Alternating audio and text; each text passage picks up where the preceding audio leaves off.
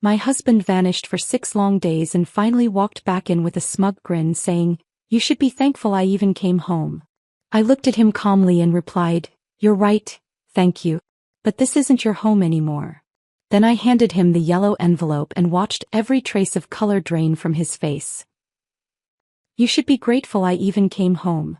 Silas stood in our hallway after 6 days of silence, looking refreshed and radiant, expecting gratitude for returning from the affair I'd already documented. He thought I was still the accommodating wife who'd ignore cologne I didn't buy and lies about conferences that didn't exist. He was wrong. But to understand how catastrophically wrong he was, I need to take you back 3 months to when I still believed in the marriage I thought we had. Back to when I was still Eliza Brennan who made excuses for suspicious behavior and convinced herself that trust meant not asking uncomfortable questions.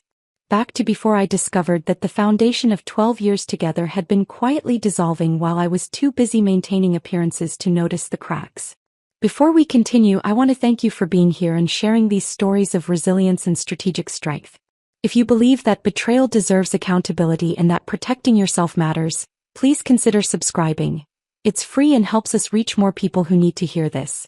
Now let's see how this unfolds. My name is Eliza Brennan, and I'm a marketing consultant in Chicago specializing in brand strategy for mid-sized firms navigating digital transformation. For 7 years I'd been married to Silas Montgomery, an architect at Morrison & Associates, one of the city's respected design firms. Before marriage, we'd dated for 5 years, which meant we'd spent 12 years total building what I'd believed was an unshakable partnership. Long enough to think I knew someone completely. Long enough to be devastatingly wrong. We'd met at a community theater production of Our Town, where I was managing publicity and he was building sets. I remembered watching him work during rehearsals, the careful precision with which he measured lumber and assembled the skeletal structures that would become the play's temporary world. He'd approached me during a break, sawdust still clinging to his shirt, and asked if I wanted coffee. We'd talked for 3 hours at a diner 2 blocks from the theater, sketching dreams and future plans on paper napkins that we'd both saved for months afterward like they were precious artifacts marking the beginning of something significant. Those early years had been defined by beautiful struggle. Silas was establishing himself as an architect in a brutally competitive market, taking projects that paid poorly but built his portfolio and reputation.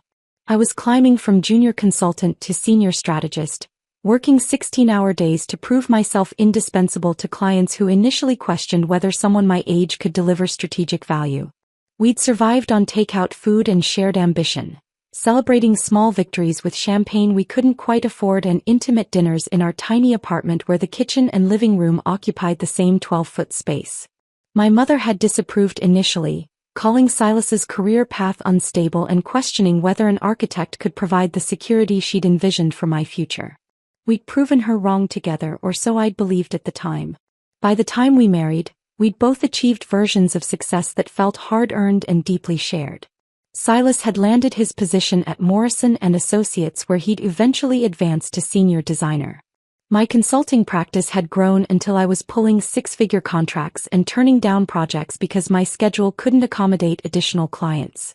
We'd moved into a 2-bedroom condominium with floor-to-ceiling windows overlooking the city, a space we'd furnished gradually with pieces that represented our combined aesthetic. Not luxurious by any means, but comfortable and undeniably ours. The condominium had been purchased primarily with inheritance money I'd received from my grandmother, a detail that would later prove legally significant in ways I couldn't have anticipated during those optimistic early years. Our life together had developed rhythms that felt like the architecture of genuine partnership. Saturday mornings were reserved for the farmers market near Lincoln Park, where Silas would select produce with the same careful attention he applied to building materials while I managed our reusable bags and provided running commentary about overpriced organic kale. Friday nights meant movie nights with takeout from the Thai restaurant on the corner, his choice of film alternating with mine in a democratic system we'd maintained for years. We hosted dinner parties where friends regularly called us the couple that makes marriage look easy, a compliment I'd accepted with pride that now felt like evidence of my own willful blindness. I'd treasured the small intimacies most. The way Silas would read passages from architecture journals aloud while I worked on client presentations at the dining table, sharing interesting design concepts like they were treasures he wanted me to appreciate. Our accumulated inside jokes and references that made us feel like we spoke a private language only we understood. The comfortable silence of two people who didn't require constant conversation to feel connected. Those details had comprised my evidence that our marriage was solid, functional, maybe even enviable to others who struggled with partnership dynamics. The changes had begun approximately 3 months before that devastating doorway confrontation. Subtle at first, easy to rationalize individually, but forming a pattern I'd actively chosen not to recognize as significant until the evidence became impossible to ignore. Silas started waking earlier than usual, his alarm suddenly set for 5:30 instead of the 6:15 he'd maintained for our entire relationship. He'd spend extended periods in the bathroom with the door locked, emerging already dressed and smelling of cologne I absolutely didn't recognize. The scent was expensive, distinctive, nothing remotely similar to the drugstore aftershave he'd worn throughout our years together. When I'd asked about it casually one morning, he'd mentioned something vague about receiving a sample at a client meeting, a detail too minor to challenge directly but notable enough to lodge in my memory. His phone behavior shifted dramatically during this period. The device that used to sit casually on countertops and nightstands became permanently attached to his person, always positioned face down, always within immediate arm's reach. When I'd enter a room where he was texting or scrolling, he'd shift the screen away with movements that were just slightly too quick, just slightly too deliberate to be unconscious. His laptop acquired new password protections seemingly overnight. Websites that used to load automatically now required authentication. Small digital fortifications that individually meant nothing but collectively suggested someone methodically building walls. Financial irregularities began appearing in our joint account statements. Cash withdrawals occurred every Thursday without exception, always exactly $200, amounts carefully calibrated to avoid triggering any fraud alerts but consistent enough to establish an unmistakable pattern once I started paying attention. Charges appeared for restaurants we'd never visited together, always on weeknights when he claimed to be working late on demanding projects. When I'd asked about his extended hours at the office, his explanations grew progressively shorter and noticeably more defensive in tone.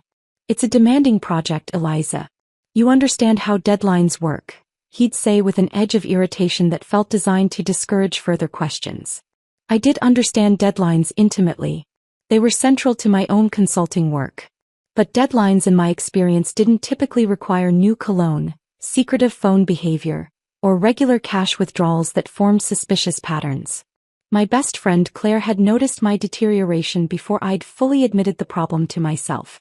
During our monthly coffee meetup at our usual spot near Millennium Park, she'd studied me with the professional assessment of someone who spent her entire career documenting the dissolution of relationships. Claire was a divorce attorney, one of the most successful in Chicago, and someone I'd known since our college years who understood me well enough to recognize when something fundamental had shifted in my life. "You look completely exhausted," she'd said, not as casual observation but as clinical diagnosis that demanded explanation. "What's actually happening with you?"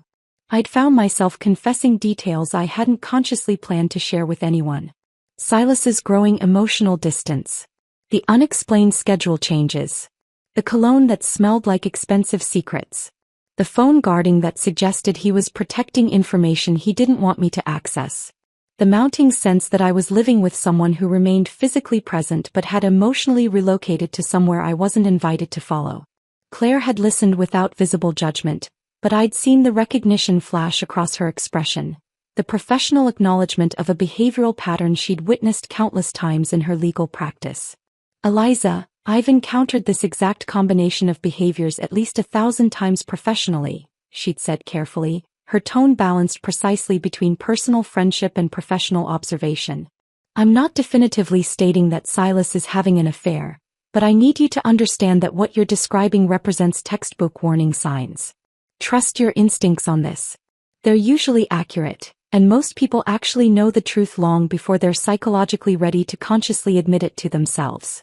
She hadn't pushed further after planting that seed. Claire understood intuitively that I needed to arrive at the conclusion independently rather than having it imposed from external sources. But that night, lying beside Silas as he scrolled through his phone with his back deliberately turned toward me, I'd felt something crack audibly inside my chest. Not my heart breaking exactly, but rather the foundation of my denial fracturing under the accumulated weight of evidence I could no longer successfully rationalize away. I'd been performing ignorance, actively protecting myself from a truth I'd already half discovered, and Claire's carefully chosen words had stripped away the last protective layer of willful blindness I'd been maintaining. The definitive confirmation arrived on a Tuesday evening when Silas made his first significant operational mistake. He left his laptop open on the kitchen counter while he showered, singing a John Mayer song I'd never once heard him play during our entire relationship. The screen glowed with his email inbox, and a notification appeared that fundamentally reorganized my understanding of reality. Last night was incredible. He's clueless. Can't wait for next week. The sender's name was Jennifer Caldwell, someone Silas had mentioned perhaps a dozen times over 3 years as his project manager at Morrison & Associates. Competent, he'd always said. Professional. Strictly business, nothing more. My hands trembled as I read the preview text repeatedly, hoping desperately that I'd somehow misunderstood the plain meaning of the words displayed before me, knowing absolutely that I hadn't. I didn't open the full email to read additional details. I didn't need to see more. Those 2 sentences contained everything necessary to understand what had been happening. My husband was having an affair. The woman involved knew about my existence and found my ignorance amusing enough to reference directly. They were actively planning future encounters with the casual comfort of an established pattern. I closed the laptop exactly as I'd found it, maintaining the precise angle and screen position. My mind felt eerily calm despite my heart racing with adrenaline. I returned to the kitchen counter where I'd been chopping vegetables for the stir-fry we'd planned to share, picked up the knife I'd set down moments earlier, and resumed the mechanical task. Each slice of the blade against the cutting board marked the ending of one version of my life and the beginning of something I couldn't yet fully envision. When Silas emerged from the bathroom wearing fresh clothes and that now identifiable cologne, he kissed my cheek with practiced affection that felt completely hollow. The gesture seemed rehearsed, performative, a routine maintained strictly for appearances rather than genuine emotional connection. He asked about my day using the tone of someone fulfilling an obligation. I responded with surface details about a client presentation, my voice remaining steady despite the chaos actively reorganizing itself inside my chest. We sat down to dinner together as we had countless evenings before. I watched him eat. I watched him scroll through his phone between bites with casual entitlement. I watched him exist in our supposedly shared space while clearly thinking about someone else, somewhere else, planning encounters that excluded and betrayed me. I smiled appropriately. I asked follow-up questions about his project deadlines that I now understood were partially fictional. I maintained the complete performance of normalcy while understanding with devastating clarity that I was sitting directly across from a stranger who merely happened to wear my husband's familiar face. The foundation hadn't just developed cracks. It had dissolved entirely beneath me, and I was only beginning to comprehend the full scope of what that collapse actually meant for everything I'd built my adult life around. The morning after discovering that email, I woke at 5 and couldn't fall back asleep. Silas was still breathing deeply beside me, oblivious to the fact that the woman lying next to him had stopped being his wife in any meaningful sense and had become something closer to an investigator documenting a crime scene. I slipped out of bed quietly, made coffee I couldn't taste, and sat in my car outside a coffee shop 3 blocks from my office at 7 in the morning, staring at Claire's contact information on my phone screen. My pride wrestled violently with my survival instinct. Asking my best friend for divorce attorney recommendations felt like publicly announcing my marriage's death certificate, transforming private suspicion into irreversible reality. Once I made this call, there would be no pretending I'd misunderstood that email or that some innocent explanation existed for cologne and Thursday night hotel charges. This call would make the betrayal official, would force me to stop performing the role of trusting wife and start preparing for the role of ex-wife. But the alternative terrified me more. Confronting Silas without preparation, letting raw emotion drive my strategy, felt like walking into battle completely unarmed while my opponent had been planning his campaign for months. I pressed call before I could change my mind. Claire answered on the second ring, her voice warm with the assumption this was a normal friendly check-in. Eliza, hey. Everything okay? I need a referral, I said, my voice steadier than I'd expected. For myself. A divorce attorney. The silence on the other end lasted perhaps 3 seconds but felt substantially longer. When Claire spoke again, her tone had shifted entirely from personal friend to seasoned professional who'd heard this exact sentence from desperate women countless times before. Vivian Torres, she said without hesitation, without questions I wasn't ready to answer, without platitudes about marriage counseling or working things out. She's brilliant, absolutely thorough, and she doesn't lose cases. I'll text you her number right now. 20 minutes later, I was scheduling a consultation during a lunch break that Silas would assume I'd spent at my usual Thursday yoga class. The receptionist offered me an appointment for the following week. I asked if anything was available sooner. She found a cancellation for that same afternoon at 2. Vivian Torres's office occupied the 43rd floor of a building overlooking Lake Michigan, all clean lines and floor-to-ceiling windows that made the city look both magnificent and indifferent to individual human suffering. Vivian herself was a sharp-eyed woman in her mid-50s with silver hair cut in a precise bob and a no-nonsense demeanor that somehow made me feel safer despite discussing the collapse of my marriage with a complete stranger. She listened to my story without visible reaction, taking occasional notes on a legal pad while I described the email, the cologne, the Thursday night pattern, the growing distance. When I finished, she set down her pen and leaned forward slightly. "Eliza, I'm going to be extremely direct because that's what you need right now. You have exactly 2 options. React emotionally immediately and lose significant leverage, or gather evidence methodically over the next several weeks and control the outcome completely. Which option do you want?" "The second one," I said without hesitation. "Good," Vivian replied. "Then we need to talk about documentation, financial protection, and strategic timing. This is going to feel uncomfortable. You're going to feel like you're doing something wrong by investigating your own husband. You're not. You're protecting yourself from someone who's already demonstrated that your well-being isn't his priority." Over the next 3 weeks, I transformed into someone I barely recognized in the mirror. I became a detective in my own marriage, a woman who photographed credit card statements when Silas left them on the kitchen counter, who documented the patterns of his text message behavior, who accessed our family phone plan online to track his location during his supposed late nights at the office. The process felt dirty in ways I hadn't anticipated. I'd spent 12 years building trust with this man, and now I was systematically dismantling that trust from the inside while pretending nothing had changed. But Vivian's words echoed constantly during moments when guilt threatened to derail my resolve. Documentation is protection. You're not violating his privacy. You're gathering evidence of how he violated your partnership. The credit card statements revealed a pattern that made my stomach turn. Silas had been visiting the Lakeside Boutique Hotel every Thursday night for the past 4 months, charging rooms to our joint credit card at $175 per visit. He was literally using our shared money to fund his affair, the financial equivalent of making me pay for my own betrayal. I photographed every statement, highlighted every charge, created a spreadsheet that tracked dates and amounts with color-coded precision. The cash withdrawals formed their own damning pattern. Every Wednesday without fail, Silas withdrew exactly $200 from our joint account at an ATM near his office.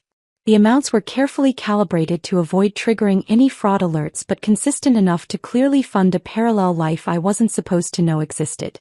Dinner receipts appeared for restaurants we'd never visited together, always on Thursday evenings, always for 2 people, always charged to our joint card before the hotel room.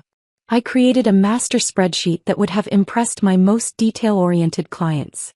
Color-coded rows tracked every lie he'd told about late meetings, every Thursday he'd claimed to work late on demanding projects, every expense that couldn't be explained by legitimate architectural work. Dates, amounts, locations, all meticulously documented. I was building a legal case against the man I'd promised to love forever. And the irony wasn't lost on me that I was applying the same strategic thinking to ending my marriage that I applied to building brands for corporate clients. The hardest part wasn't the investigation itself. The hardest part was maintaining absolute normalcy while conducting it. I cooked dinners and asked about his day. I laughed at his jokes even though they no longer felt funny. I kissed him goodbye in the mornings and welcomed him home in the evenings, all while knowing that every word out of his mouth carried lies I was systematically cataloging for future use. My sister Nina noticed something was wrong during our weekly phone call about 2 weeks into my investigation. Nina lived in Milwaukee, worked as a graphic designer, and possessed exactly zero ability to hide her emotions or moderate her reactions. "You sound completely weird," she said bluntly halfway through our conversation. What's actually wrong?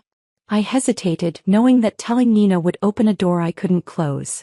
But the weight of carrying this alone had become unsustainable, and I needed someone in my family to know the truth even if I wasn't ready for broader exposure. The confession poured out in a flood I couldn't control. The email. The cologne. The hotel charges. The evidence I'd been gathering. Nina's response was immediate and entirely predictable. I'm going to kill him, she said, her voice rising with genuine rage. I'm literally going to drive to Chicago right now and set his office on fire. Or maybe just his car. Does he still park in that garage on State Street? Nina, no, I said firmly, recognizing the dangerous edge in her voice.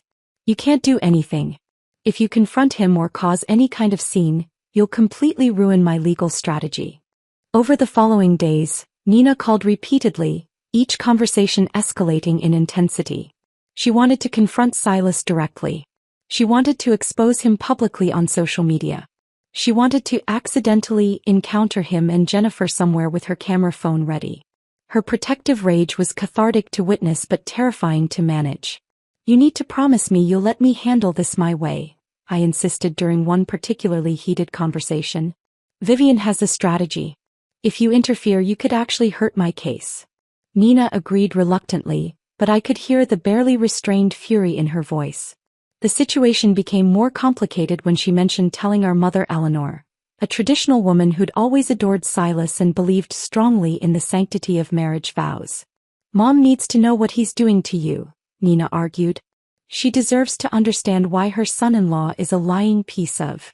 No, I interrupted. Mom can't know yet. She'll try to fix it. She'll want me to go to counseling or give him another chance or pray about it. I can't deal with that right now. Nina promised silence, but I heard the difficulty of that promise in her voice. My sister had never been good at keeping secrets, especially ones that made her angry. The breakthrough in my investigation came when Vivian recommended a private investigator named Marcus Webb. Marcus was a former Chicago police detective who'd transitioned into private investigation work specializing in marital cases. He was expensive, requiring $2,000 upfront, but Vivian promised he was worth every cent. He'll get you photographs, comprehensive documentation, behavioral patterns, everything you'll need for settlement negotiations, she explained. This isn't about punishing your husband. It's about ensuring you have leverage. Marcus worked for exactly 2 weeks, following Silas during his supposed late nights and weekend site visits. When he delivered his report, professionally bound with tabs separating different categories of evidence, I had to sit down before opening it. The photographs were devastating in their casual intimacy. Silas and Jennifer walking hand in hand along a beach I didn't recognize. Sharing dinner at a restaurant with wine glasses and candlelight. Kissing in a parking lot with the comfortable ease of an established couple rather than the nervous excitement of a new affair. Every image was time-stamped and geotagged, creating an irrefutable timeline that matched exactly with the dates Silas had claimed to be working late or visiting project sites. But Marcus's report contained information beyond the affair itself. He discovered that Silas had been renting a lakeside cabin 40 minutes outside Chicago for the past 6 months. The rental agreement was in his name, paid with our joint credit card, a romantic getaway property he'd been using for extended encounters I'd known nothing about. The financial analysis Marcus included hit hardest. He'd calculated that Silas had spent approximately $12,000 of our joint savings on this affair over the past 6 months. Hotel rooms, restaurant dinners, the cabin rental, gifts that Jennifer received while I received nothing. Our shared money funding his betrayal. Marcus looked at me across his desk with an expression that mixed professional detachment with genuine sympathy. Mrs. Montgomery, your husband isn't just cheating, he said quietly. He's actively stealing from your shared future to fund it. That matters legally. That changes the calculation significantly. I drove home that evening with Marcus's report in my bag and a clarity I hadn't possessed before. This wasn't just an affair born from temporary dissatisfaction or midlife crisis. This was calculated, sustained, financially significant betrayal. Silas had been building a parallel life while allowing me to subsidize both his legitimate existence and his secret one. That night at dinner, I watched him eat the pasta I'd prepared and felt absolutely nothing. No love, no anger, just cold assessment of someone who'd proven himself unworthy of either emotion. The Friday morning Silas left arrived with deceptive normalcy. He emerged from the bedroom at his usual time, dressed in business casual attire with his small rolling suitcase already packed and waiting by the door. He approached me in the kitchen where I was preparing coffee and kissed my forehead with the same practiced affection he'd displayed for months, a gesture that now felt entirely mechanical.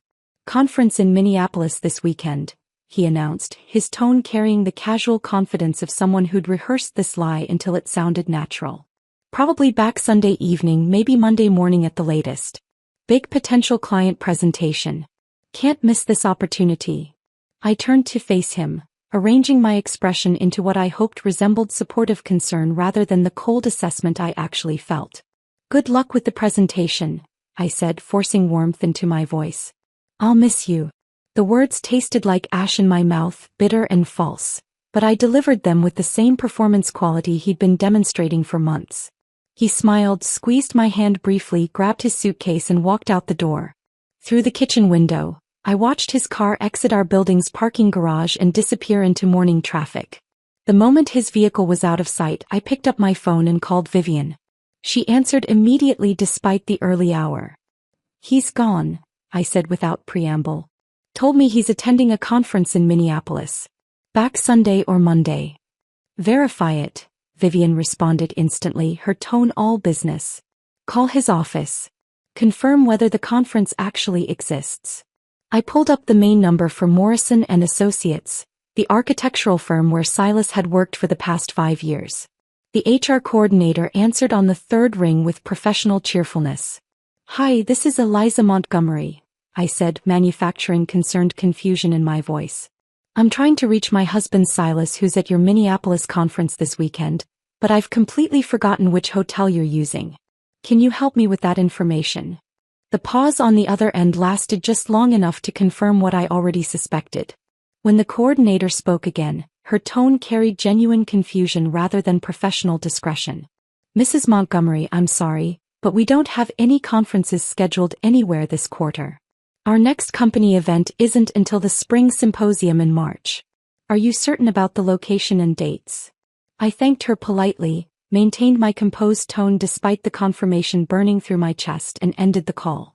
Silas hadn't gone to Minneapolis for any legitimate business purpose. He'd gone wherever Jennifer was waiting, probably to that lakeside cabin Marcus had documented, and he'd constructed this elaborate lie with such practiced ease that it was absolutely clear this wasn't his first fictional conference.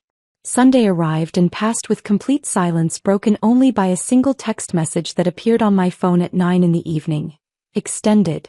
Don't wait up. No apology for the change in plans. No explanation for why a weekend conference had suddenly expanded into something longer. Just casual dismissal delivered in 6 words that assumed I'd accept whatever narrative he chose to provide. I stared at that message for several minutes, feeling something shift fundamentally inside me. The abandonment I might have felt during earlier stages of our relationship had transformed into something colder and infinitely more dangerous to him. Strategic resolve. Monday morning, I began dismantling our shared life with surgical precision. The locks changed first. I contacted a 24-hour locksmith service and had them install completely new mechanisms on our condominium door by noon. The lease was solely in my name, something I'd established 3 years earlier when we'd moved into this building using inheritance money from my grandmother. That detail, which had seemed irrelevant during happier times when we'd believed our partnership was permanent, now became crucial legal protection. I contacted our building management office and updated the authorized occupant list, formally removing Silas Montgomery from any access rights to the property. The property manager expressed mild surprise but processed the change without requiring extensive explanation. Building policy allowed leaseholders to modify access privileges at their discretion. Tuesday, I addressed our financial entanglement. I contacted our credit card companies and canceled the cards attached to our joint account, timing the cancellations carefully to ensure any charges Silas might attempt during his absence would be declined. I opened a new checking account at an entirely different financial institution and redirected my consulting income, which had been funding the majority of our joint expenses for the past 2 years. Every transfer was documented meticulously with notes explaining that I was protecting marital assets from further dissipation due to suspected misconduct. Wednesday brought the emotionally complex task of packing his belongings. I moved through our condominium methodically, gathering his clothing from the closet we'd shared, his toiletries from the bathroom, his architecture books from the shelves he'd installed himself 3 years ago.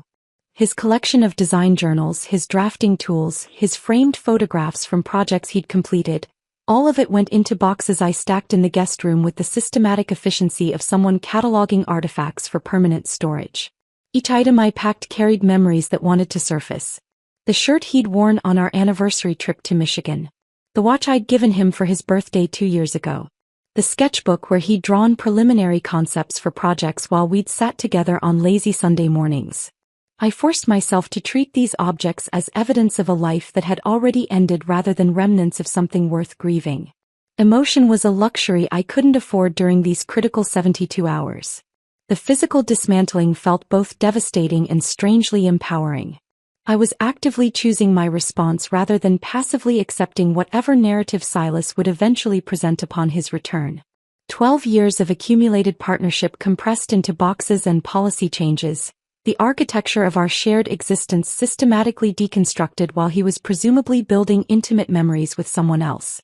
Marcus called Wednesday afternoon, day 5 of Silas's unexplained absence, with an update delivered in his characteristically direct manner. "I have what you need," he said simply. "Can you meet?" We arranged to meet at a coffee shop in a neighborhood far from anywhere I typically frequented, reducing any chance of encountering someone who might recognize me and ask uncomfortable questions I wasn't prepared to answer publicly. Marcus arrived carrying a manila envelope and a USB drive, both of which he placed on the table between us with the solemnity of someone delivering crucial evidence in a criminal investigation. The printed photographs he spread before me showed Silas and Jennifer at what I now recognized as the lakeside cabin from his earlier surveillance reports. These images were different from the previous documentation, more intimate and somehow more damaging in their casual domesticity. They were cooking together in the cabin's small kitchen, Jennifer laughing at something while Silas stood behind her with his arms around her waist. They were sitting on the deck with wine glasses catching sunset light, their body language displaying the comfortable ease of an established couple rather than the nervous excitement of a new affair. One photograph in particular struck me with physical force. Silas and Jennifer at a small restaurant in the nearby town, sitting across from each other at a corner table. Silas wore the new navy jacket I'd noticed hanging in our closet last month, something I'd assumed he'd purchased for work presentations. Jennifer wore a delicate silver necklace that caught the light in ways that suggested it was expensive, possibly a gift funded by money from our joint accounts. Marcus had also captured them loading grocery bags into Silas's car, ordinary domestic activities that looked exactly like a couple on vacation managing the practical details of their temporary shared life. The ordinariness of it somehow made the betrayal more complete. "They're not hiding," Marcus observed, watching my face process the images. "They're comfortable, established, not taking particular precautions. This isn't new behavior for them. This is routine." He handed me the cabin's rental agreement, which he'd somehow managed to obtain through methods he declined to specify. Silas had signed it using his real name and paid the deposit with our joint credit card. The arrogance was breathtaking. He'd literally charged his affair accommodations to our shared account, making me an unwitting financial participant in my own betrayal. Thursday evening, with Silas entering his 6th consecutive day of unexplained absence, I sat at our dining room table with documents spread before me like battle plans. Vivian was on speakerphone, guiding me through the assembly of what she called the accountability package. We compiled everything into a single yellow legal envelope. The divorce petition Vivian had filed that morning with the county clerk. Photographic evidence from Marcus with dates, locations and activities carefully annotated. Credit card statements with highlighter marking every affair-related expense. Bank records documenting my asset protection transfers accompanied by detailed notes explaining the legal justification for each action. A formal cease and desist letter restricting Silas's access to marital accounts. The building management letter confirming his removal from our condominium's authorized occupant list. Vivian had also prepared a comprehensive financial analysis calculating that Silas had dissipated approximately $12,000 of marital funds on this affair over 6 months. Hotel charges, restaurant bills, the cabin rental, gifts, all itemized with the precision of a forensic audit. This documentation would become central to property division arguments. "This is your insurance policy," Vivian explained, her voice carrying professional satisfaction. "When he returns, and he absolutely will return because men like this always assume they can manage multiple realities indefinitely, you hand him this envelope. Don't argue. Don't explain. Don't engage emotionally. Just hand it to him and watch his understanding of the situation reset completely in real time." I sealed the yellow envelope and placed it precisely in the center of our coffee table, positioned where it would be immediately visible to anyone entering the condominium. It sat there like a landmine waiting to be triggered, like a bomb with a timer set to detonate the moment Silas walked through the door he no longer had keys to access. That night I slept better than I had in months. Not from happiness or satisfaction, but from the profound relief of knowing I'd converted pain into strategy and grief into protection. I'd spent 6 days building consequences while Silas had spent 6 days believing consequences didn't apply to him. Friday evening arrived with the weight of inevitability. I'd spent the day working from home, attempting to focus on client presentations while my attention kept drifting to the yellow envelope positioned precisely in the center of the coffee table. Around 6 o'clock, I heard the distinctive sound of a key attempting to turn in the lock that no longer recognized it. The metallic scraping continued for several seconds, confusion evident in the increasingly forceful attempts. Then silence. 30 seconds later my phone buzzed with an incoming text message. "I'm outside. Lock isn't working." I stood slowly, picked up the yellow envelope and walked toward the door with measured steps. Through the peephole, I observed Silas standing in the hallway with his small duffel bag, looking nothing like a man who'd just spent 6 days doing something worthy of guilt or shame. His hair was freshly cut, styled differently than usual. He wore a charcoal gray sweater I'd never seen before, paired with jeans that also appeared new. His entire appearance suggested someone returning from a rejuvenating vacation rather than an extended deception. I took a deliberate breath, steadied my hands around the envelope and opened the door. The sight of him standing there, looking so utterly comfortable and untroubled, nearly fractured the composure I'd been carefully constructing for this exact moment. Not because I missed him or felt residual affection, but because the complete absence of guilt on his face confirmed everything I'd come to understand about the person he'd become. Or perhaps had always been beneath the performance I'd mistaken for genuine partnership. His expression registered mild annoyance rather than contrition, as though the malfunctioning lock represented the primary inconvenience of his evening. His eyes met mine with the casual entitlement of someone who'd never seriously considered that actions might generate consequences. Then he spoke the words that would permanently crystallize my understanding of how completely our realities had diverged. "You should be thankful I even came home. Honestly, Eliza, after the week I've had, walking back in here feels like a sacrifice." The audacity momentarily stole my ability to respond. He'd vanished for 6 consecutive days with a fabricated story about a conference that didn't exist. He'd spent that time at a lakeside cabin with his project manager, engaging in the affair I'd been documenting for months. And now he stood in our hallway framing his return as some magnanimous gesture I should receive with gratitude.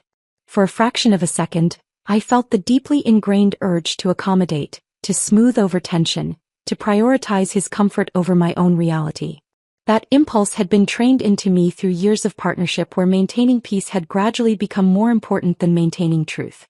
But the weight of the envelope in my hands anchored me to the strategy Vivian and I had constructed. "You're right," I said, keeping my voice level and emotionless. "Thank you for coming home. But this isn't your home anymore." I extended the yellow envelope toward him, holding it in the space between us like a physical border marking territory he no longer had permission to cross. "Your early severance package. Everything you need to know is inside." Silas took the envelope with the confidence of someone who still fundamentally believed he controlled the narrative of our relationship. He tore it open without particular care, the same casual dismissiveness he might apply to opening routine mail, and began scanning the first page. I watched his face transform in real time, a masterclass in the physical manifestation of dawning comprehension. Confusion appeared first as his eyes moved across the legal language of the divorce petition Vivian had filed. Then comprehension as he turned to the second page and encountered the first of Marcus's photographs showing him and Jennifer at the lakeside cabin. Disbelief flickered across his features as he continued flipping through pages that documented his affair with timestamps, geotagged locations and financial records. His hands began trembling visibly around page 4, which contained credit card statements with highlighted charges for hotel rooms, restaurant dinners and the cabin rental. By the time he reached page 7, Vivian's comprehensive financial analysis calculating the $12,000 he'd dissipated on his affair, all color had drained from his face. "What is this?" The question emerged as barely more than a whisper, his voice cracking midway through. "You can't just, this isn't legal. You can't lock me out of my own home." I leaned against the doorframe, maintaining the careful composure I'd practiced mentally for weeks. "Actually, this condominium is in my name exclusively. The lease I signed, the mortgage I'm currently assuming to buy out the building's equity, the security deposit I paid using my inheritance. All mine. You've been living here as my guest for the past 3 years, though I'll admit that legal distinction felt irrelevant when we were actually functioning as married partners. Past tense, as you'll note from the documentation." I watched him process this information, observed the precise moment when he realized I'd been strategizing comprehensively while he'd been focused exclusively on managing his affair logistics and assuming I'd remain conveniently oblivious.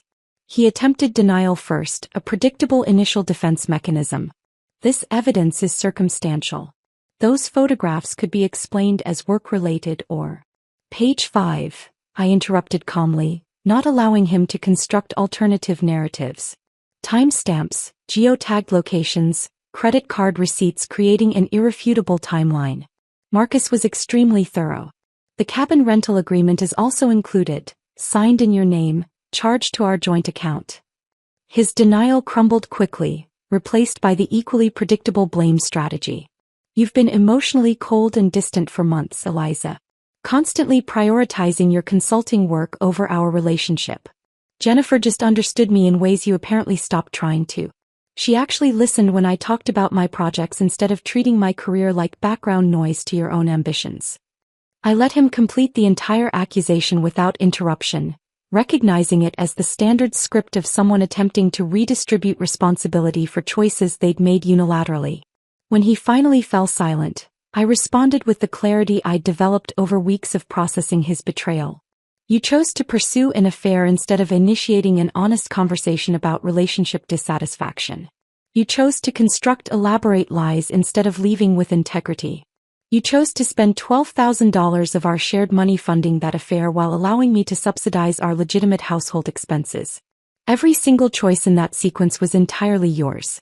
My only choice was determining how to respond to your choices, and I chose documentation over devastation and strategy over suffering." Silas looked down at the papers again, then back up at me, searching desperately for the version of me who used to accommodate his moods, who used to pursue him for closure when he withdrew emotionally, who used to absorb his dissatisfaction and work to fix problems he'd never clearly articulated. That woman no longer existed in any form he could access or manipulate. "Where am I supposed to go?" he asked, his voice now stripped of the earlier arrogance, reduced to something smaller and more uncertain. "That's an excellent question you should have considered before spending a week at a lakeside cabin with Jennifer, charging the entire romantic getaway to our joint credit card," I replied evenly. "Your belongings are packed systematically in the guest room. You have exactly 1 hour to collect them before building security enforces the occupancy restrictions outlined in the management letter included in your documentation package." He attempted one final appeal, reaching for our shared history as though it could function as leverage against the present reality. "We were together for 12 years, Eliza. That has to mean something. You can't just erase 12 years. I felt something twist uncomfortably in my chest, not from nostalgia or residual affection, but from recognizing his attempt to weaponize our history against me, to use the foundation we'd built as an argument for why I should tolerate its destruction. It meant everything, I said quietly, holding his gaze. Past tense. You systematically converted those 12 years into a cautionary tale about taking partnership for granted. Congratulations on that particular transformation. I stepped back and began closing the door. Silas immediately placed his hand against it, Not with aggression but with the desperate energy of someone watching their reality restructure in ways they couldn't control or negotiate. Please. Can we just talk about this like adults? Have an actual conversation instead of this cold legal approach. I met his eyes one final time, observing the fear and confusion there, feeling absolutely nothing beyond a distant clinical interest in his psychological state. Adults don't disappear for 6 days without legitimate explanation, I said calmly. Adults don't construct fictional conferences to cover extended affairs. Adults don't spend marital resources on hotel rooms for extramarital relationships. You wanted to be treated like an adult? You're being served comprehensive divorce papers prepared by an experienced attorney. That represents the adult version of this conversation. Everything else is just negotiation, and I'm no longer interested in negotiating with someone who's been operating in bad faith for months. I closed the door with finality. The lock engaged with a solid click that felt like punctuation marking the end of a very long, painful chapter. Through the peephole, I watched Silas remain motionless in the hallway for nearly 2 full minutes, staring at the yellow envelope in his hands as though expecting it to transform into something different if he looked long enough. Eventually, he turned slowly toward the elevator, shoulders visibly slumped under the weight of consequences he'd genuinely never imagined would materialize. The elevator doors closed on his diminished figure, and I stepped away from the door, setting my hand against the wall to steady myself as the adrenaline that had sustained my composure began dissipating. It was finished. The confrontation I'd been strategically preparing for had concluded exactly as Vivian predicted it would. The apartment felt unnaturally quiet after Silas left. I remained standing near the door for several minutes, listening to the silence settle around me like physical substance. My hands were trembling slightly from the adrenaline that had sustained my composure during the confrontation, and I pressed them flat against the cool wall to steady myself. The weekend passed in a strange suspended state where I existed somewhere between relief and anticipation. I knew the confrontation at my door represented only the beginning of a longer process, not a clean ending. Silas would need to process what had happened, and processing would inevitably lead to reaction. Monday morning arrived with unexpected developments that confirmed my instincts about consequences extending beyond our private dissolution. My phone rang at 10:15 with a call from an unknown number displaying a downtown Chicago area code. I answered cautiously, and a professional female voice introduced herself as Patricia Winters, Human Resources Director at Morrison & Associates. Mrs. Montgomery, I'm calling regarding information we've received concerning a relationship between 2 of our employees, she said, her tone carefully neutral in the way HR professionals master when discussing potentially litigious situations. We're conducting an internal investigation and wanted to inform you as a professional courtesy, given that you may be affected by these developments.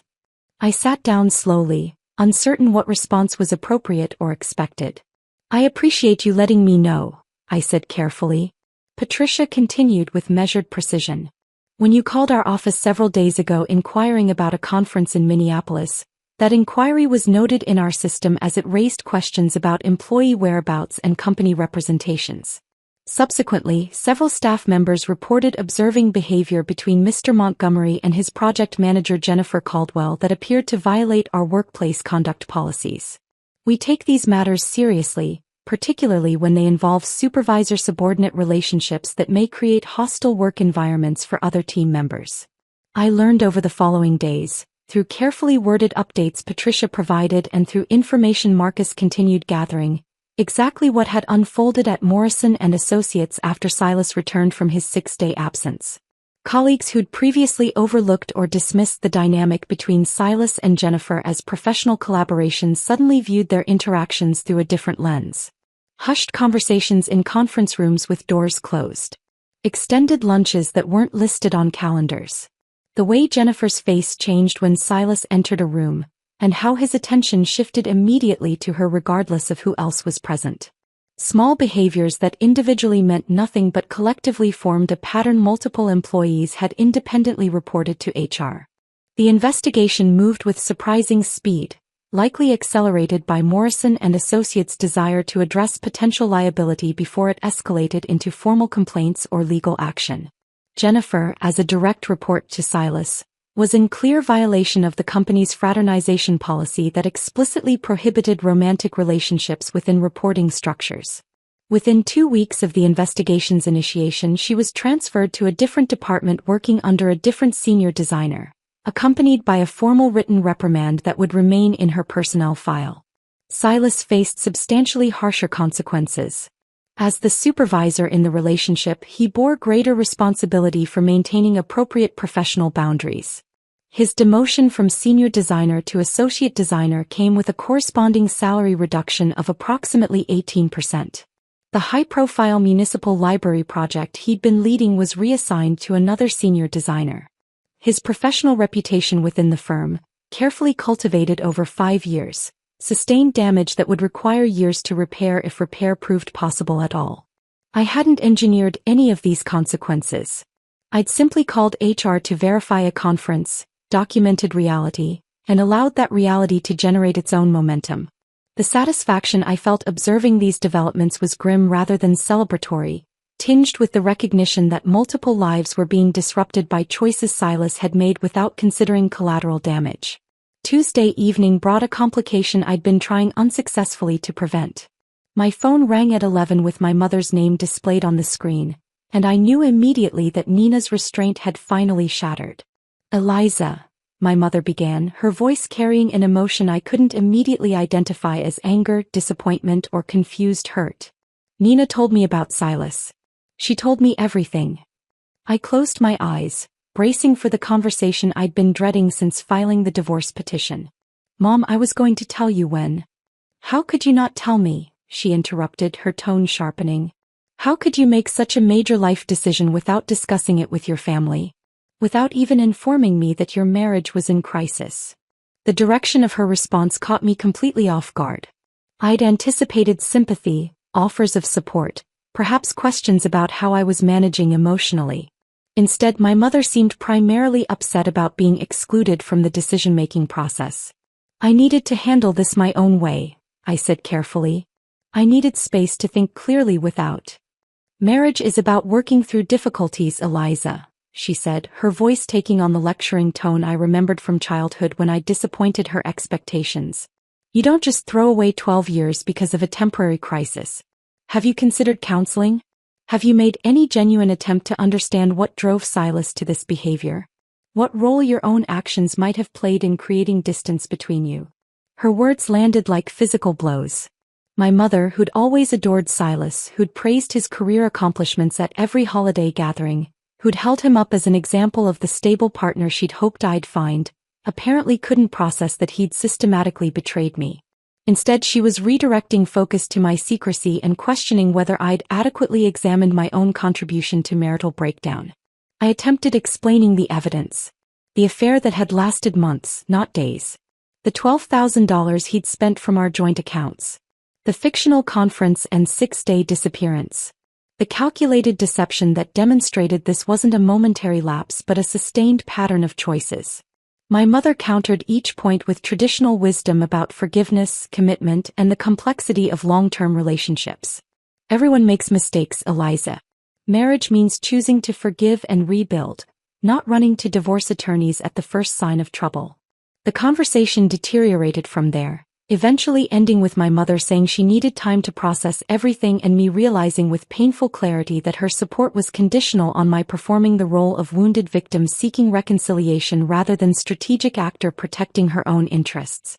I sat on my couch after that call ended, feeling a different kind of betrayal settle into my chest. I'd lost my husband to his own choices, but I was also losing my mother's uncomplicated support because I'd refused to perform grief and helplessness in ways she found acceptable.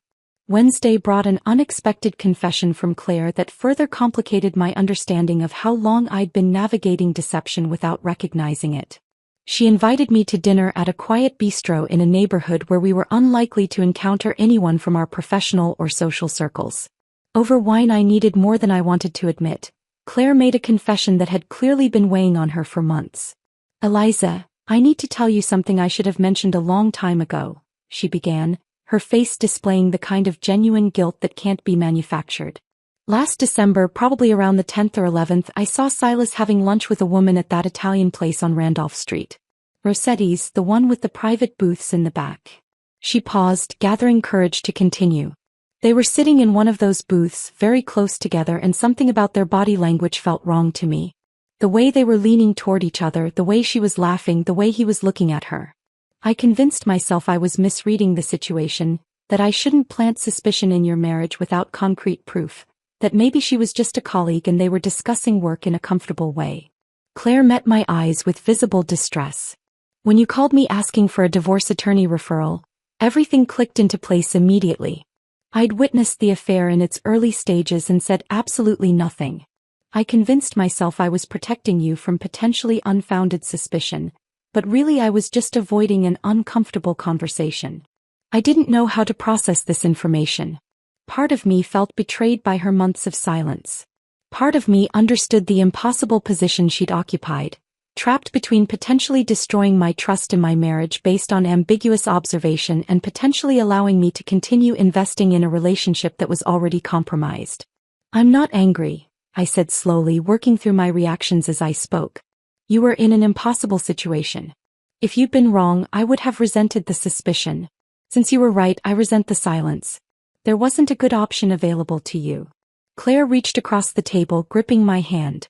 I'm so sorry. I should have trusted you to handle difficult information. I should have trusted your strength instead of trying to protect you from potential pain. The conversation shifted something in our friendship, introducing new complexity but also deeper honesty. We talked for hours about the impossible ethics of friendship, about when loyalty means speaking uncomfortable truths, about how Claire's professional exposure to failing marriages had made her perhaps too cautious about intervening in mine. Thursday brought information from Marcus that I found grimly satisfying in ways that probably said unflattering things about my emotional state. He called mid-afternoon with an update I hadn't specifically requested but that Vivian had authorized him to continue gathering. Thought you should know your husband's romantic situation is deteriorating rapidly, Marcus said without preamble. Jennifer Caldwell is actively distancing herself from him. She's declining his calls, avoiding him at work beyond what's professionally required, and I observed her at a wine bar last night with a different man who appeared to be more than casual company. He continued in his characteristically dry tone.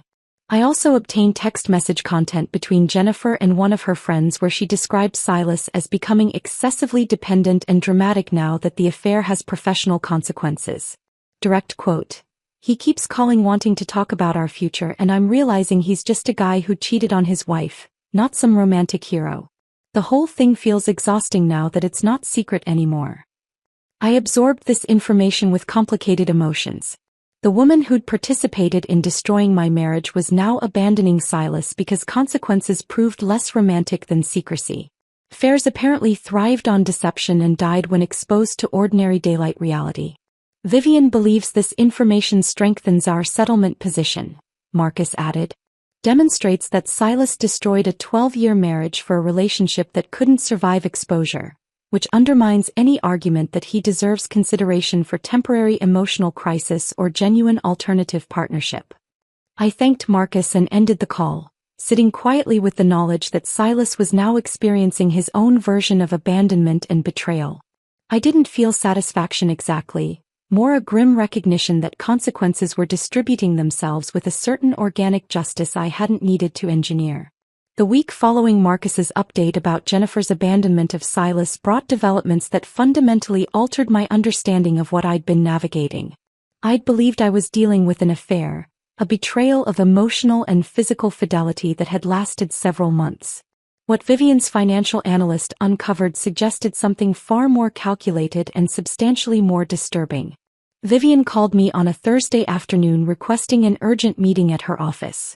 Her tone carried a weight I hadn't heard before, not quite anger but something close to controlled outrage on my behalf.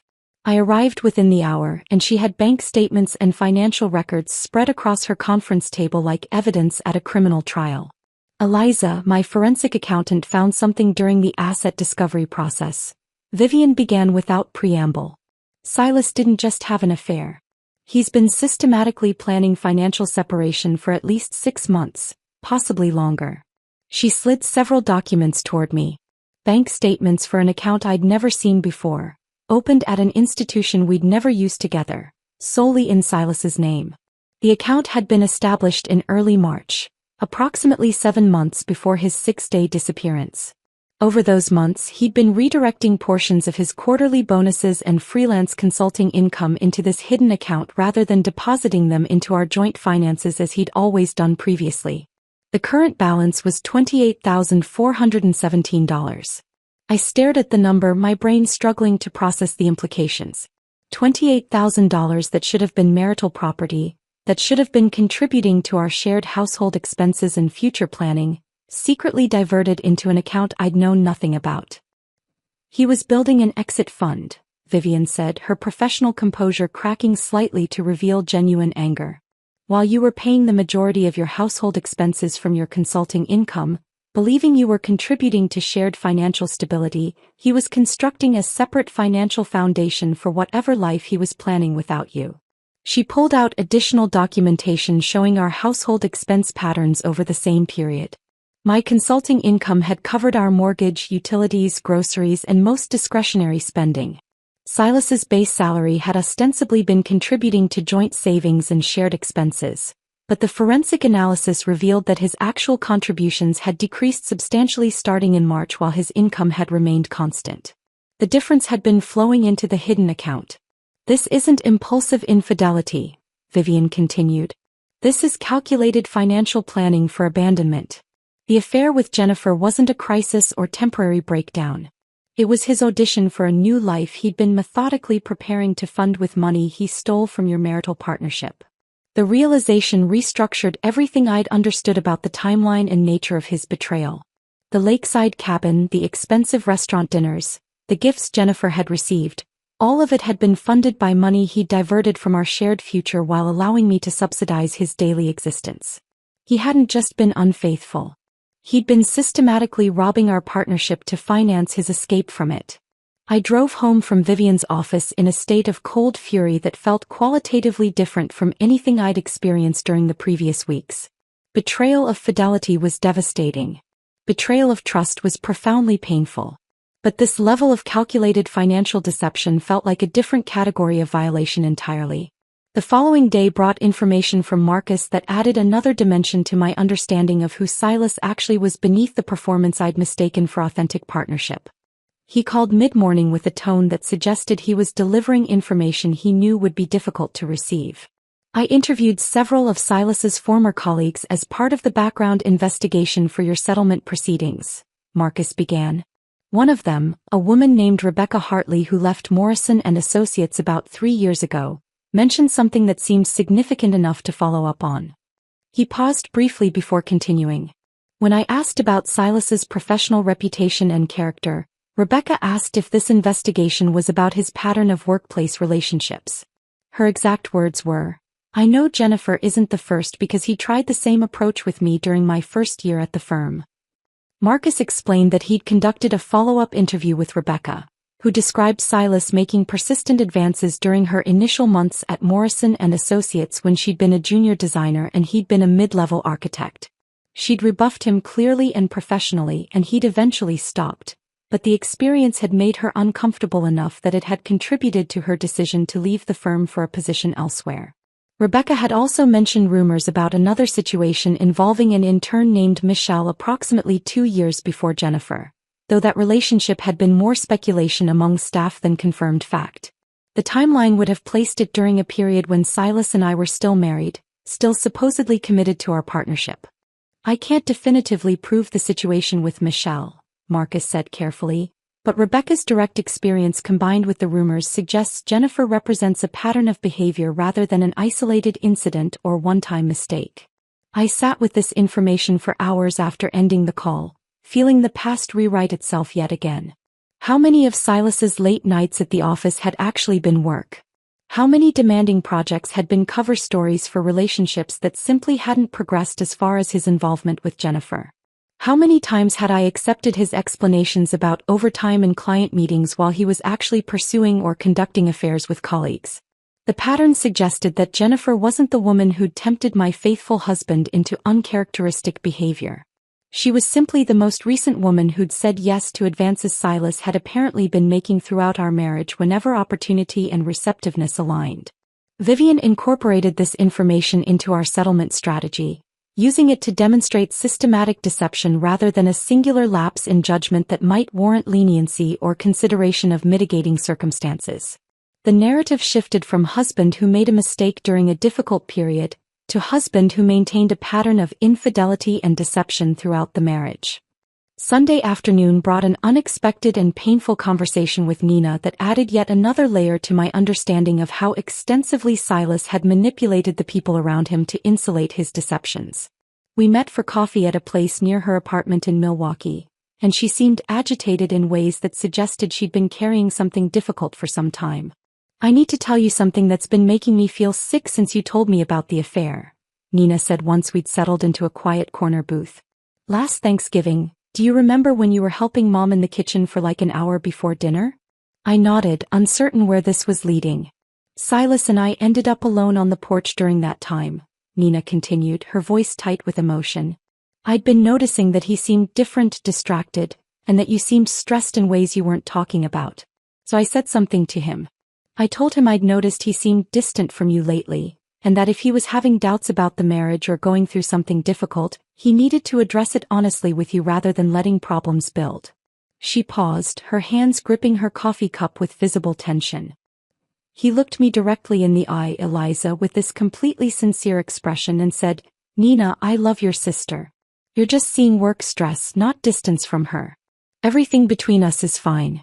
I appreciate you caring enough to check, but I promise you there's nothing to worry about.'" Nina's voice cracked slightly as she continued. "He lied to me so convincingly while he was actively cheating on you that I actually felt guilty afterward for suspecting there might be problems. He manipulated me into being his character witness, into reassuring myself that their marriage was solid, and I completely believed him." Her revelation explained the intensity of Nina's rage when I'd first told her about discovering the affair. Her anger hadn't just been protective fury on my behalf. It had been partially about her own sense of complicity, about having been weaponized against her own instincts and used to validate a false narrative. "That's why I wanted to confront him so badly," Nina said. "Why I had to force myself not to drive to Chicago and destroy something of his. He'd made me complicit in your deception. He'd used my trust and my love for you as a tool to further insulate his lies." I reached across the table and gripped her hand. "You're not complicit. He manipulated you the same way he manipulated me. That's what he does apparently. He constructs narratives and performs sincerity until people believe the version of reality he's selling." The final piece of understanding arrived unexpectedly while I was packing the remaining items from the guest room to be shipped to whatever address Silas had provided his attorney. Tucked between two architecture textbooks on the bottom shelf, I found a leather-bound journal I'd never seen before. Professional ethics and basic respect for privacy suggested I shouldn't read someone's private journal. But curiosity and the need to understand what had actually been happening in the mind of someone I'd shared 12 years with overwhelmed those considerations.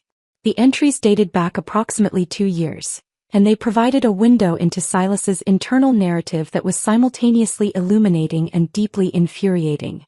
He'd written extensively about feeling underappreciated in our marriage, about how I'd supposedly changed after my career success and started earning more than him, about how our relationship had become emotionally stale and professionally competitive rather than supportive. The entries were masterful exercises in retrospective justification.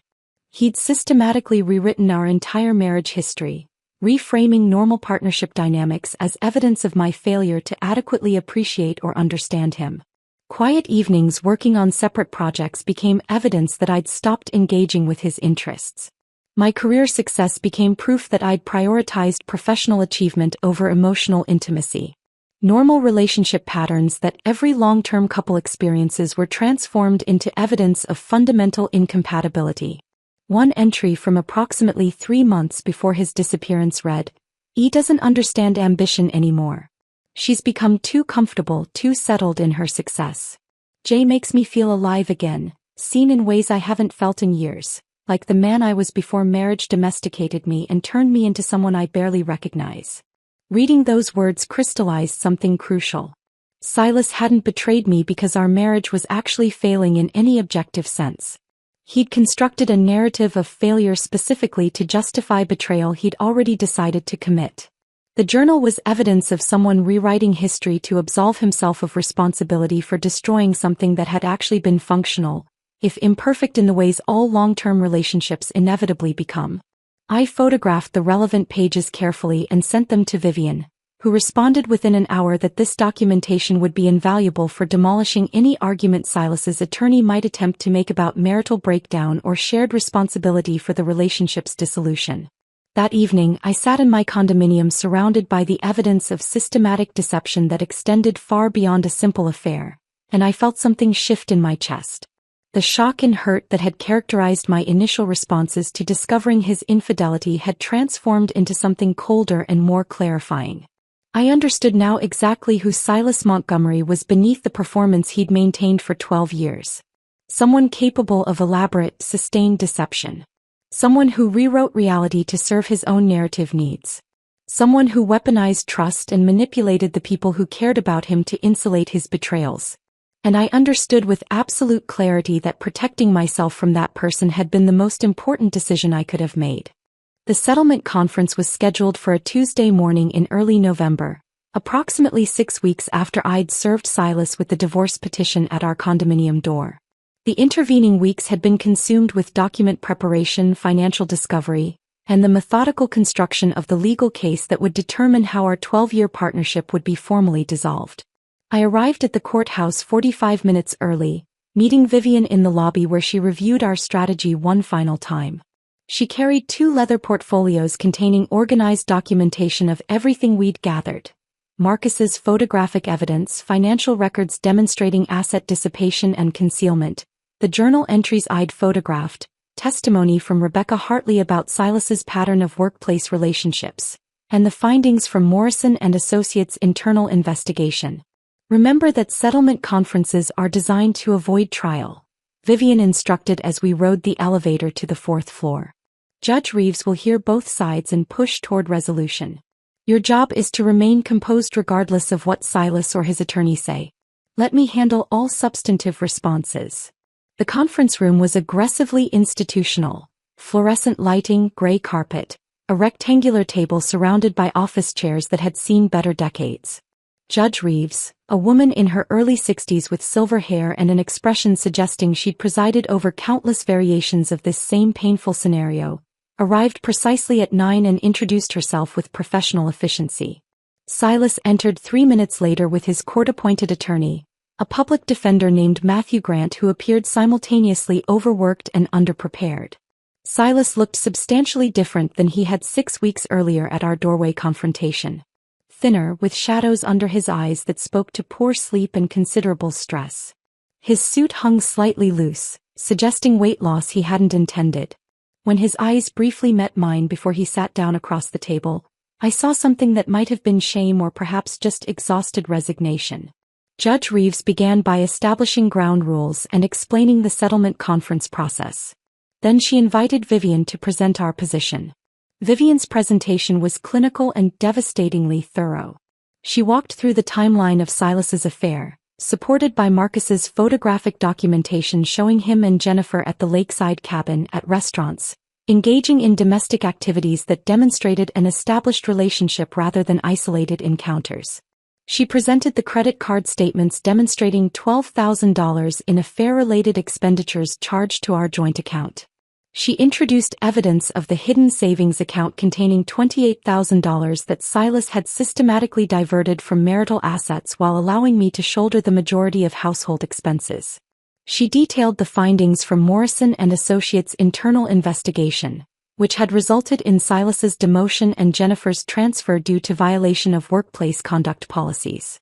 She referenced Rebecca Hartley's testimony suggesting a pattern of inappropriate workplace relationships extending beyond Jennifer. She presented excerpts from Silas's journal demonstrating that he'd been constructing justifications for betrayal rather than responding to actual marital failure. Matthew Grant attempted to interrupt several times, trying to argue that Illinois was a no-fault divorce state where marital misconduct shouldn't influence property division. Judge Reeves cut him off with the weary patience of someone who'd heard this argument too many times to count. Counselor, while Illinois doesn't recognize fault as grounds for dissolution itself, Asset dissipation due to marital misconduct absolutely influences equitable distribution, she said firmly. Your client spent $12,000 of marital funds directly on an extramarital affair and concealed $28,000 in a separate account he established specifically to prepare for leaving the marriage. These are not neutral factors that the court can ignore when determining fair division of assets. Watching Silas sit across that conference table while his deceptions were catalogued publicly in official legal proceedings generated a complex emotional response I hadn't fully anticipated. Not satisfaction exactly, though there was an element of grim vindication in seeing his choices documented and acknowledged. More a sense of finality, of watching consequences crystallize into official record that would permanently define how our partnership had ended. Silas kept his eyes fixed on the table throughout most of Vivian's presentation, occasionally glancing at documents Matthew Grant slid toward him but never once meeting my gaze directly. His shoulders carried tension that spoke to acute discomfort with having his private betrayals examined in this sterile public forum. Judge Reeves called a 15-minute recess after Vivian concluded her presentation. I stepped into the hallway outside the conference room, needing distance from the claustrophobic space where my marriage was being systematically dismantled into financial calculations and legal terminology. Silas emerged from the conference room perhaps 2 minutes later. His attorney remained inside, likely reviewing documents or preparing whatever weak counterarguments might be available given the comprehensive evidence Vivian had presented. Silas approached me slowly, stopping approximately 6 feet away with visible hesitation. "Eliza, please," he said, his voice carrying a desperation I'd never heard from him during our 12 years together. "This has gone too far. We can still fix this situation. I made serious mistakes, I acknowledge that completely, but what you're doing now, destroying my career, taking everything, this feels vindictive rather than proportional." I looked at this man I'd loved and trusted and built a life with, and felt nothing beyond distant clinical observation.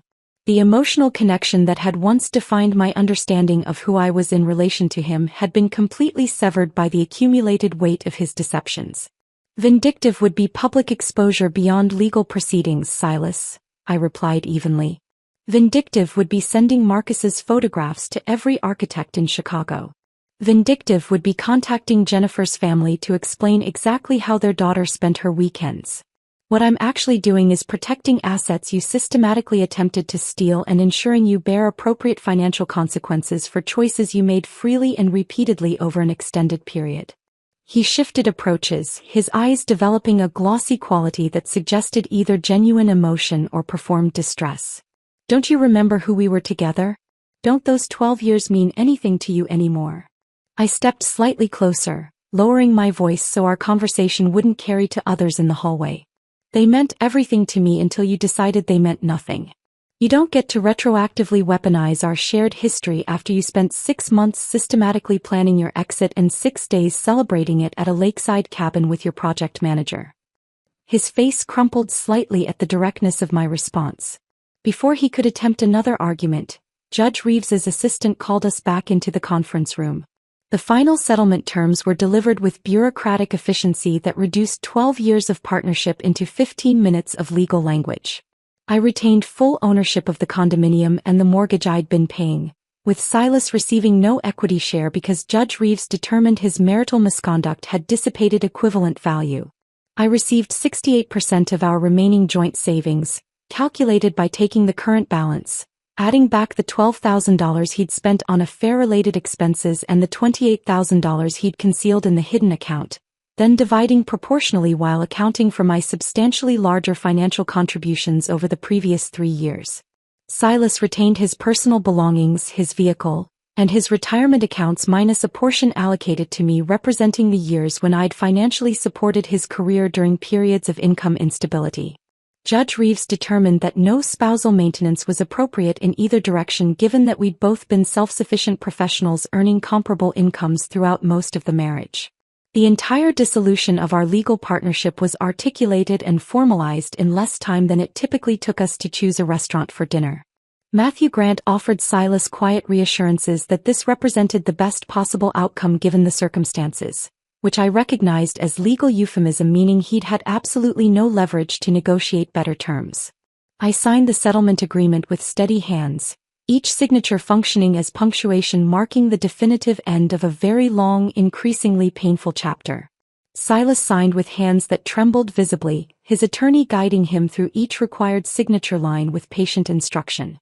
Standing on the courthouse steps afterward, autumn wind cutting through my coat, I felt something shift in my chest. Not happiness or triumph, but a lifting of weight I'd been carrying for months. Vivian stood beside me, professional satisfaction evident in her expression. "You executed this perfectly," she said, and I understood she was offering professional assessment rather than personal comfort. "You documented comprehensively, protected yourself financially, and refused to let emotion compromise strategy. That's precisely why the settlement favored you so decisively." I watched Silas emerge from the courthouse entrance 20 feet away, Matthew Grant speaking to him in tones too low to hear while Silas stared at nothing in particular. He looked smaller somehow, physically diminished by the official acknowledgement of his choices and their consequences. For a brief moment our eyes met across the distance. I saw him searching my face for something, perhaps regret or residual feeling or some opening he might exploit to attempt reconciliation or renegotiation. I offered him nothing beyond neutral acknowledgement of his presence. Then I simply turned away, walking toward the parking structure where my car waited, moving deliberately toward the life I'd been methodically rebuilding while he'd been occupied destroying the previous version. Vivian accompanied me to my car, and before I opened the door she said something I would remember during the difficult weeks that followed. "Revenge isn't about making someone hurt proportionally to how much they hurt you," she said quietly. "It's about making certain you don't hurt anymore. You just accomplished exactly that." I drove away from the courthouse understanding that while the legal dissolution was complete, the emotional processing would continue for some time. But the foundation was established. I'd protected myself when protection was needed, responded to chaos with strategy rather than hysteria, and ensured that consequences landed where they legitimately belonged. The drive home from the courthouse felt different than any journey I'd made over the previous 6 months. The legal dissolution was complete, formalized through signatures and judicial approval that transformed 12 years of partnership into a historical fact rather than a present reality. The weight I'd been carrying since discovering that email on Silas's laptop had lifted partially, replaced by something that felt tentatively like the beginning of peace. The condominium I returned to that evening still carried traces of our shared life despite the changes I'd implemented during his 6-day absence. Over the following weeks, I began a more comprehensive transformation that would convert this space from a museum of memories into something that reflected only my own aesthetic and priorities. The repainting started the first weekend after the settlement conference. I'd hired painters initially, receiving quotes that seemed reasonable until I considered the therapeutic value of doing the physical work myself. The neutral beiges and grays that Silas had insisted represented sophisticated, resale-friendly choices disappeared under colors I'd wanted for years but had never advocated for strongly enough to override his preferences. Deep teal in the living room, a shade that caught light from the floor-to-ceiling windows in ways that shifted throughout the day. Warm terracotta in the bedroom, creating an atmosphere that felt restful rather than sterile. Soft sage in what had been our shared bedroom but was now being converted into a dedicated home office. Each wall I painted felt like reclaiming territory that had been ceded gradually over years of compromise that had somehow always tilted toward his preferences rather than representing genuine partnership negotiation. The physical labor proved unexpectedly therapeutic, the repetitive motion of rolling paint across surfaces allowing my mind to process emotions I'd been suppressing during the strategic phases of documentation and legal maneuvering. The furniture changes followed naturally. The modern sectional couch Silas had loved, which I'd always found aggressively uncomfortable despite never articulating that clearly enough to prevent its purchase, was donated to a charity that furnished apartments for families transitioning out of homelessness. The glass dining table that showed every fingerprint and watermark, requiring constant maintenance I'd somehow become solely responsible for, was replaced with a solid wood table from an estate sale that carried its own history and required no particular maintenance beyond normal cleaning. I purchased a vintage leather reading chair from a consignment shop in a neighborhood I'd never explored during the marriage, positioning it beside the window where morning light pooled most generously. That chair became my favorite space in the entire condominium, a location specifically designated for quiet mornings with coffee and books, activities that required no accommodation of anyone else's schedule or preferences. The bookshelves filled gradually with titles I'd been meaning to read for years but had somehow never prioritized during the period when maintaining a marriage had consumed energy I hadn't fully recognized I was expending. I hung photographs from solo trips I'd taken before meeting Silas, visual reminders that I'd existed fully and independently before our partnership and would continue existing fully after its dissolution. The transformation of physical space supported a parallel transformation of social connections that had been neglected or diminished during the marriage years. Claire and I navigated the complicated new dynamic our friendship had acquired after her confession about seeing Silas with Jennifer months before I'd confirmed the affair myself. We met for dinner regularly over several months, having conversations that were sometimes difficult but ultimately strengthened our connection through increased honesty. One evening in late December, over wine at the bistro where she'd made her initial confession, I told her something I'd been processing since that conversation. "I understand the impossible position you were in last December," I said carefully. "You were trying to protect me from potential false accusations while also respecting my agency to discover truth on my own timeline. Those were both valid concerns that created an impossible situation with no clearly correct choice." Claire's visible relief suggested she'd been carrying guilt about her silence for months. "I've been terrified that you'd never fully forgive me for not saying something when I first saw them together," she admitted. "I forgive you completely," I said, meaning it. "But I need you to promise that if you ever observe something concerning in the future, you'll trust me enough to handle difficult information. I'd rather process painful truth than continue investing in comfortable fiction." She agreed without hesitation, and our friendship deepened from that exchange. The honesty we'd established about her earlier silence created space for greater authenticity in all our subsequent interactions. I also reconnected with college friends I'd gradually drifted away from during the marriage years. Women who'd invited me to weekend trips that Silas had subtly discouraged through expressions of concern about the expense or questions about whether I really wanted to spend limited vacation time away from him. Career opportunities he'd questioned by raising doubts about whether the additional responsibility was worth the increased stress. Adventures he'd deemed impractical through gentle mockery disguised as affectionate teasing. Reconnecting with these women, I recognized with uncomfortable clarity how substantially I'd contracted my life to accommodate preferences and boundaries I'd internalized as reasonable partnership compromise. The world had always been larger than the version I'd been inhabiting. I'd simply stopped noticing the borders I'd accepted. Some relationships didn't survive the divorce. Several couples we'd been friendly with during the marriage gradually faded from contact, apparently uncomfortable with the messiness of dissolution or perhaps feeling obligated to maintain loyalty to Silas despite the circumstances. I noticed their absence but didn't particularly mourn it. Friendships built primarily on couple-based social activities rather than genuine individual connection proved unsustainable once the couple configuration dissolved. The relationships that remained and strengthened felt qualitatively different, more authentic, constructed on who I actually was rather than who I'd performed being as part of a partnership unit.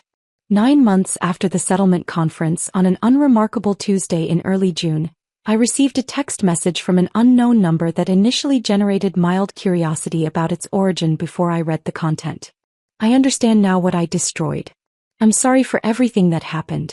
I hope you're finding happiness in your new life." I stared at the message for several minutes, sitting in my teal living room with evening light filtering through windows that framed a view I'd been looking at for years but had only recently started genuinely seeing. I waited to feel something significant. Rage at the inadequacy of his apology.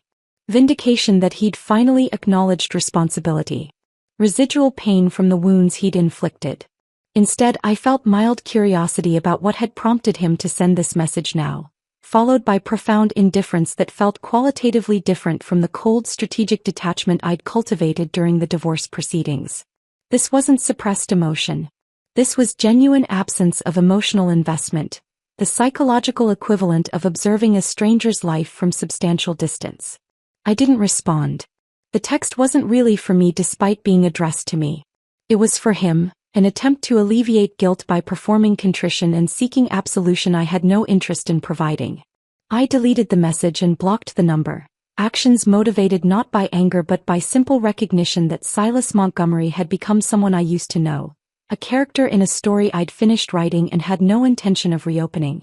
That evening, I met Claire for dinner at our usual spot and mentioned the text during our conversation. "How do you feel about it?" she asked with the careful attention of someone who'd learned to recognize significant emotional moments. I considered the question honestly before responding. "Nothing," I said, recognizing the truth as I articulated it. "I feel nothing about him specifically and everything about my life as it exists now. That's how I know I've actually healed rather than just performing healing." Claire raised her wine glass with a slight smile. "To nothing," she said, acknowledging both the absurdity and profound truth of the toast. We both laughed, and the conversation moved naturally to other topics that comprised our current lives rather than dwelling on the past that had been processed sufficiently to no longer demand constant attention. The yellow envelope that had represented the culmination of my strategic response to betrayal found permanent residence on a shelf in my home office, positioned where I'd see it whenever I worked but not so prominently that it dominated the visual space. Friends who visited occasionally noticed it and asked about its significance with curiosity that suggested they recognized it meant something beyond ordinary office supplies. "A reminder that documentation defeats manipulation," I'd explain when asked. "And that strategic thinking produces better outcomes than emotional reaction." Some people laughed nervously, unsure whether I was joking. Others nodded with recognition that suggested they'd navigated their own difficult situations requiring similar approaches. A few asked for Vivian's contact information, which I provided without hesitation. Late one night in early autumn, nearly a year after serving Silas with divorce papers at my condominium door, I pulled the yellow envelope from its shelf and examined its contents one final time. The photographs Marcus had taken. The financial records demonstrating systematic deception. The legal documents that had formalized the dissolution. I smiled slightly at Vivian's handwritten notation on one page. "Client exhibited exceptional strategic thinking throughout. Recommend as model for effective divorce preparation." I realized with clarity that had developed gradually over months that the yellow envelope had never actually been about revenge despite how the confrontation might have appeared to external observers. Revenge would have implied wanting Silas to suffer proportionally to the pain he'd caused me. What I'd actually wanted, what I'd methodically achieved, was protection from ongoing harm, accountability for choices that had damaged our partnership, and dismantling of power imbalances he'd created and maintained through sustained deception. I'd wanted him to carry the appropriate weight of his own choices rather than successfully distributing that weight onto me through guilt, financial manipulation, or narrative reconstruction that reframed his betrayals as somehow jointly caused by marital dysfunction. The envelope went back on its shelf, transformed from a weapon into a monument marking the precise coordinates of my transformation from someone who'd absorbed betrayal into someone who'd protected herself when protection became necessary. That night, I went to bed in a condominium that belonged entirely to me legally, financially, and emotionally. The silence that filled the space didn't feel empty or lonely. It felt complete, the natural atmosphere of a life reconstructed according to specifications I'd developed independently rather than through negotiated compromise with someone whose preferences had somehow always carried disproportionate weight. I'd learned something essential through the process of discovering betrayal and strategically responding to it. Peace doesn't emerge from revenge that balances suffering. Peace doesn't come from reconciliation that papers over fundamental violations of trust.